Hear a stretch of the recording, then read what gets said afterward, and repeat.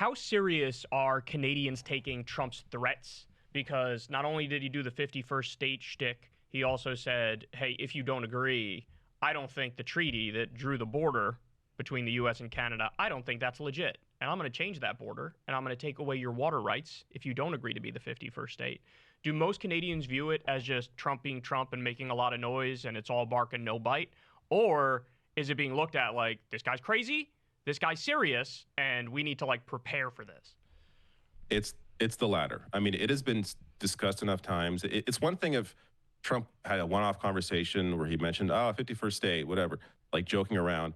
But he was on TV like every other day saying this and calling Trudeau, Governor Trudeau. And, it gets to a point where it's not a joke. This guy is serious. And even if he's not serious, we don't know we can't read him because he is so outlandish, so unpredictable.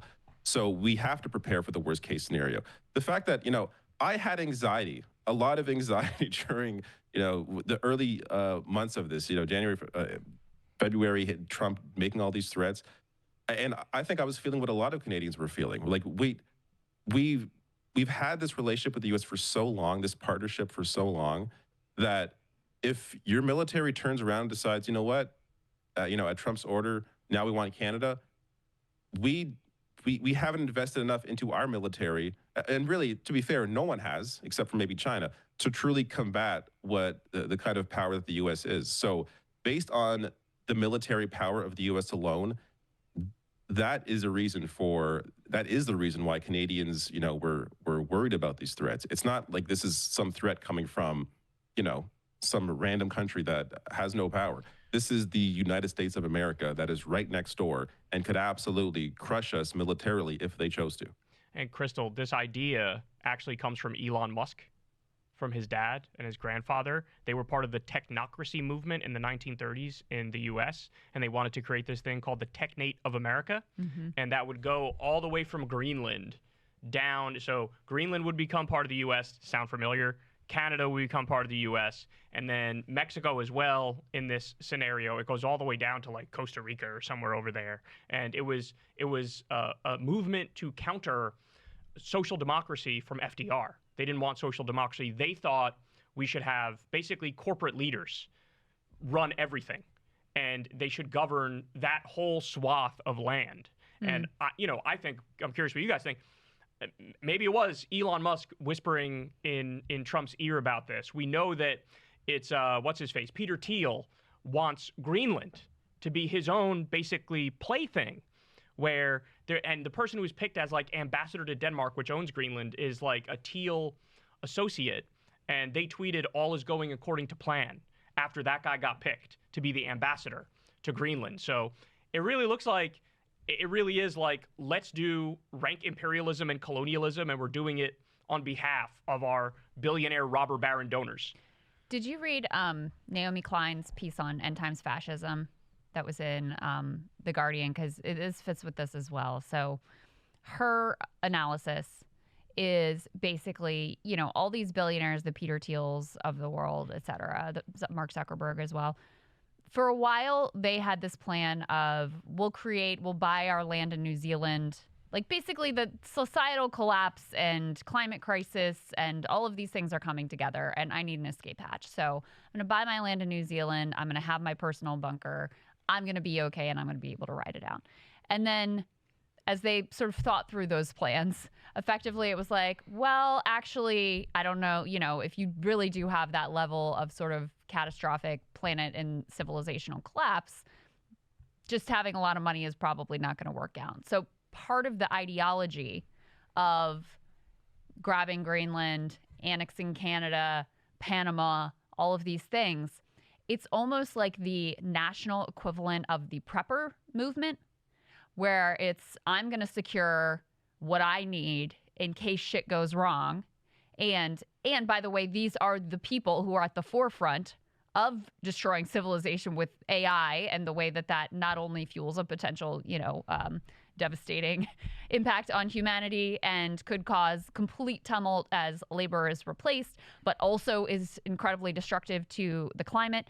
So these guys have a very dystopian view of the future. Like, they expect things to be bad. Elon Musk is planning to escape to Mars. You know, they expect shit to go really, really bad.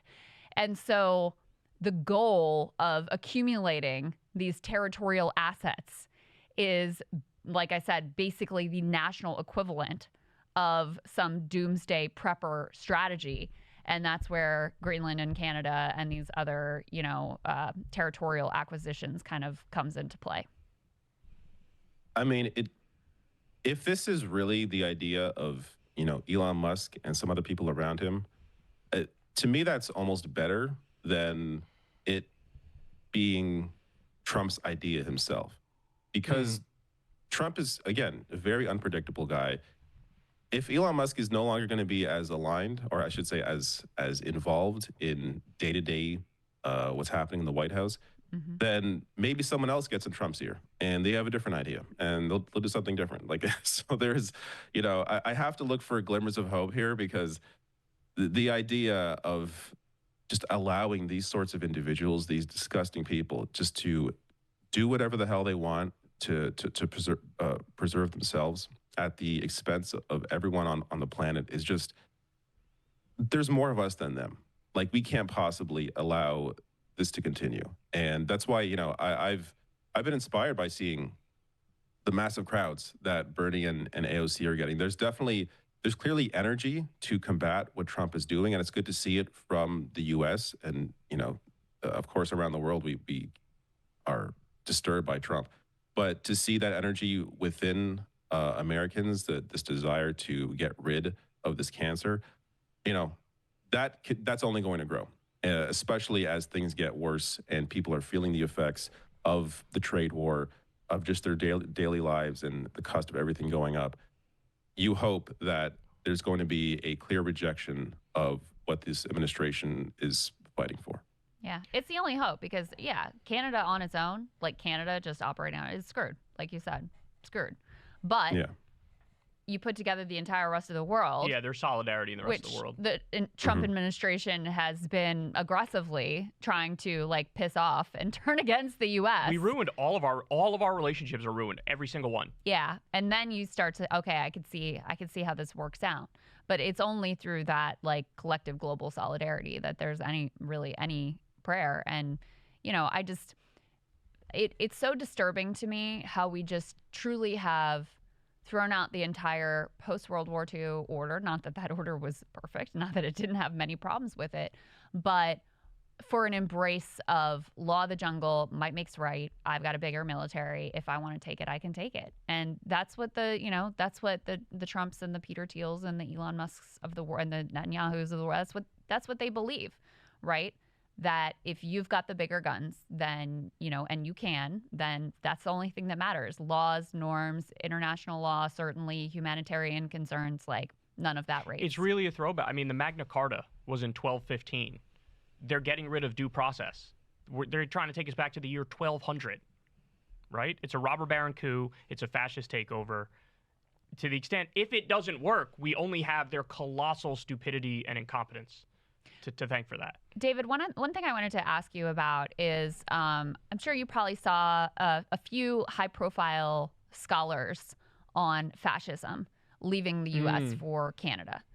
Jason Stanley, Timothy Snyder, and Snyder's wife have all said, for now, we're out of here.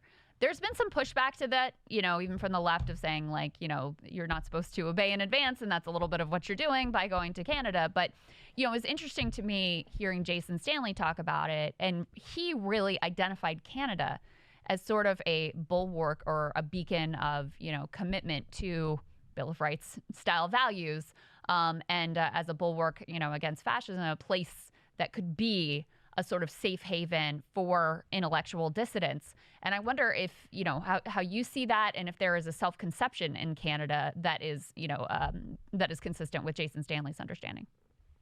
Yeah, I definitely think we take pride in even something as basic as our elections, where there was no, even after Pierre Poilievre lost, the Conservatives lost, there was no real questioning of the results of the election by anybody. Of course, there's going to be conspiratorial individuals that are always going to have conspiracies. But in terms of any real narrative, there was nothing around questioning the results of an election. We really have this. Look, Canada's not perfect, of course, but I do believe we have always viewed ourselves, and you could also think or say this is maybe a detriment to us, but viewed ourselves as a little bit ahead of where the U.S. is. So, which can help us in some ways, be viewed as this beacon of hope and this bastion for democracy. But in other ways, it also sort of limits our ability to think bigger, because our healthcare system, while it's universal, while there are aspects of it that is fantastic, when there's a problem here, it's like, well, at least not the U.S. healthcare, which sure, but should that be the bar for what we expect out of our own healthcare system? So there's sort of some complacency in just what we, on what we view government doing, where we can, I think, strive a lot higher. That said, I have seeing a professor leave the U.S. because of because he essentially can't teach freely, I think makes perfect sense. I don't think it's obeying ahead of time. It's somebody who literally can't do his job, or is worried he can't do his job properly in America, and wants to go to a place where he can continue fighting the administration, but doing it from a place where he's actually able to speak freely.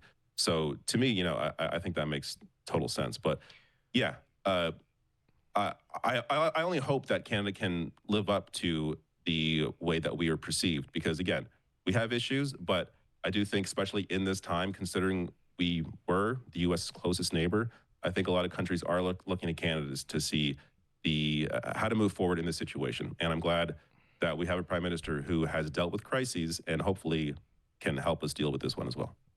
Yeah, I mean, it's just safer to call out the fascism from not in the belly of the beast of the fascist.